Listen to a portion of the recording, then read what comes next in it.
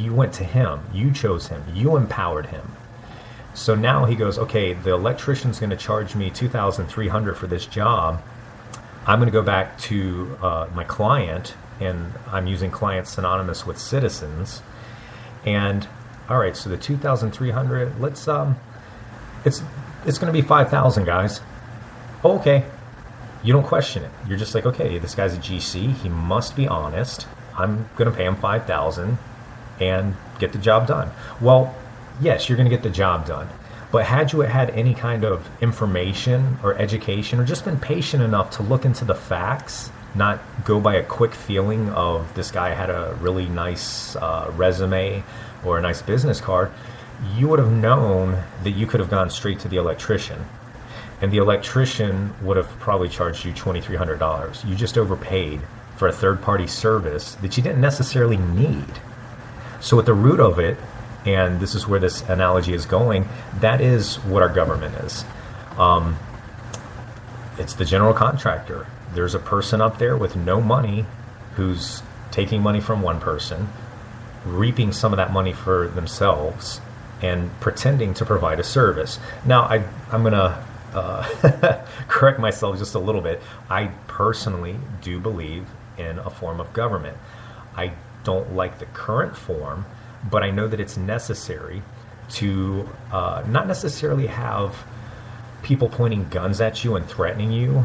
I don't like that course at all. I don't like where we're going with that as a society presently. But you do have to have some kind of authority. Now, I want to break down the word authority. The root word, author. Somebody who has information, who knows what they're doing. They're tech savvy. They understand a process.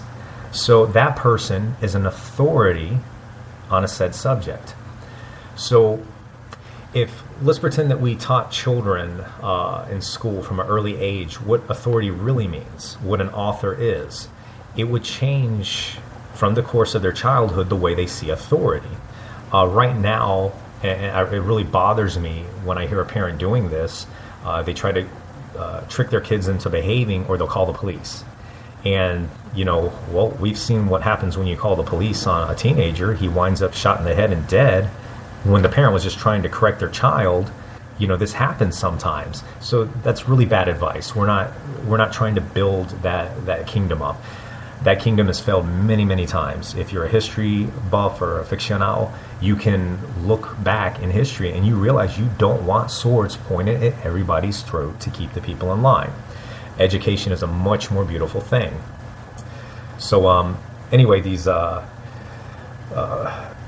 people that misuse the word authority. Authority doesn't mean somebody has power over you. The person just has great information on said subject. So it's very good that you can have an authority, and I think we need authorities. But these authorities, the way that I was taught, they are working for me. They're working for us. When somebody goes and they become a governor or a president or Congress or a judge, they work for me. They work for us. We hired them into a position. We'll use the judge as the example. We hired them into a position based on credentials that we believe in or should have believed in. It's not that way now because we have a lot of incumbent systems being built where it's friends of friends of friends just being placed into positions they're not worthy of. But these judges that we used to place, they were placed there because they built a reputation as understanding law and being fair and equal and just and merciful. And that's something that we've gone far off stray with. So we would put these people into their positions so that we knew we were safe. We knew, okay, if the guy down the street is doing wrong and he gets arrested and he goes before this judge has the wisdom of how to correct and deal with that. Corrections, Department of Corrections, all these things had big meanings a long time ago. Now, the people, I guess it's through apathy, but people have lost those meanings and they don't understand what all these words mean anymore. We used to correct people. We used to put people on a chain gang and make them work and let them realize, they had to serve society back if they did something that was actually criminally wrong. And the judges had wisdom back then. They knew that this is the right thing to do. This guy has to go back out into society. Let's do something that's going to correct him. We used to have the option of military service. A judge would say either serve your country or serve your time. You pick. And it's amazing how everything worked so smooth back then. And we didn't have everybody going crazy in the military because the guy got arrested for whatever and the judge threw him in the military. No, many people corrected their lives that way, and we've lost track of wisdom. So, that's just my judge allegory. The judges used to have that wisdom. I guess maybe lawyers have helped ruin it. I do think lawyers are necessary in the process, but as with anything, people are corrupt. So back to government. The people that are being placed in these power positions, we need to be on top of them. We need to know what they're doing. We need to not elect somebody based on a feeling, but of knowing what they actually did. If, let's say, even 30% of the people that have voted for Obama had done a complete background analysis of him, there's no way they would have made him president. And yeah, that might infuriate somebody, but you don't make someone a president who doesn't have credentials. I like a lot of people. I get along with almost everybody. I don't care what your background is, what your religion is, what the color of your skin is. It makes no difference to me. I normally get along with people, assuming they're good people. However, I would not take something so powerful as, and this is a perfect time to use this analogy, I would not take an automatic firearm and stick it in your hands because I like you. You're not qualified. You don't understand what it takes to use that kind of machinery. And, I'm playing on a current event, but it's very true. You don't give power to somebody who doesn't know what to do with it. No matter how much you like them, no matter what the color of their skin, no matter where they're from, you don't do those things. Something bad is going to happen if you do. If there's a kid who shows that he has the ability to drive because he drove a go-kart, I'm still not sticking him in a Lamborghini. There's too much at stake. There's too much to lose. And that's what we did with our president. And that's what we're going to keep doing with our presidents if we don't do our own research, we don't do our own background information on them, and just believe what we're told. Right now in China, and I hope we never get to this place, but they have a complete totalitarian system. Hong Kong, they're fixing to go to the streets. I don't know if they're going to riot or what, but the current news over there is they're really upset, and they're going to shut down the financial markets because they're being allowed to vote, but they're not allowed to choose who they vote for. So that means A and B very possibly are working for the same person, and they're not allowed to pick Plan C. And this is a very libertarian trait as well. We like third party. We want third party, maybe fourth party. Somebody recently made a really good meme on Facebook. It goes, we have 40 contestants from Miss America.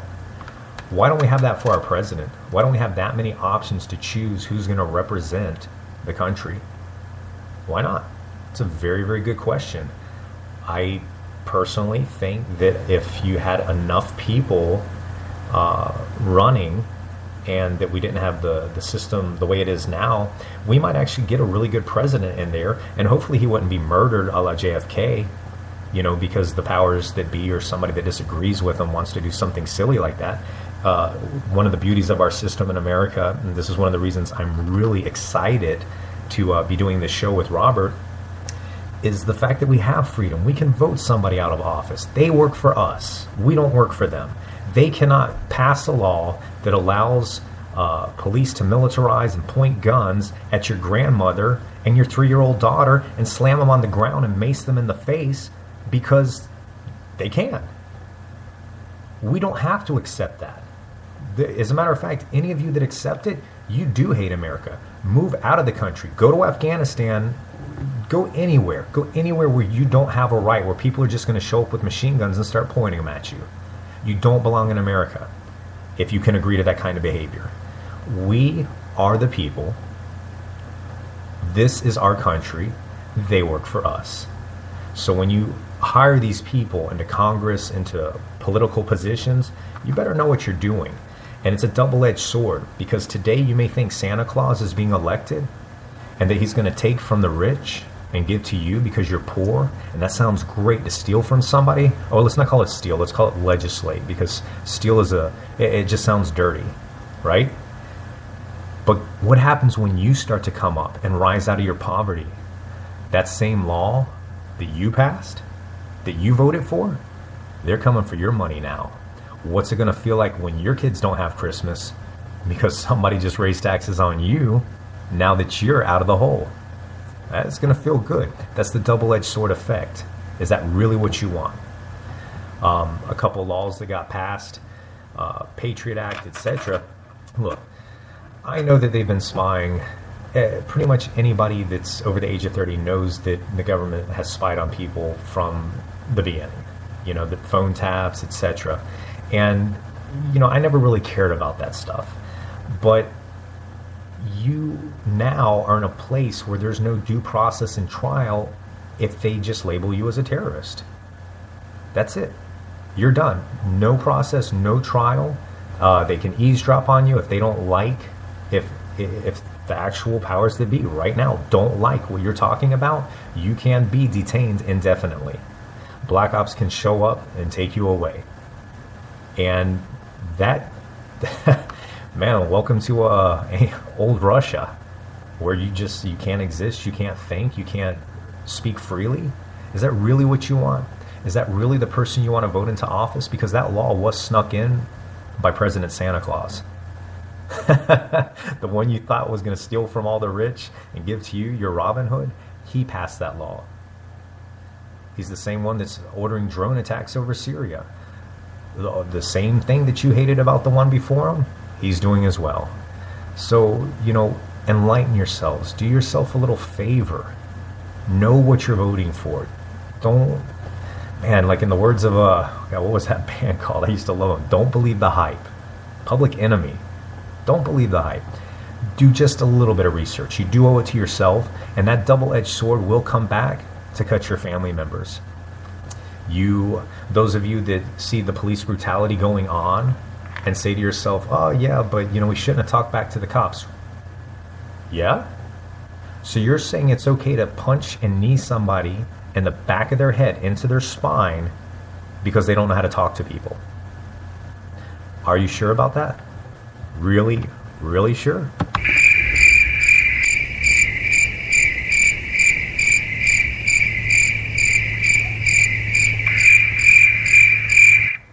Yeah, that's what I thought. Nobody has anything to say about that. You don't want to watch your grandmother and your kids get kicked to sleep. You don't want to watch your wife get dragged out of a car on vacation and a gun pointed to her head. Nobody wants to see that. So why is it acceptable in some of these situations because somebody talked back? Look, man, I don't like when people disrespect me. And me personally, I believe in a good old-fashioned fist fight. You want to disrespect me? Let's throw some punches. I don't want to get shot in the face.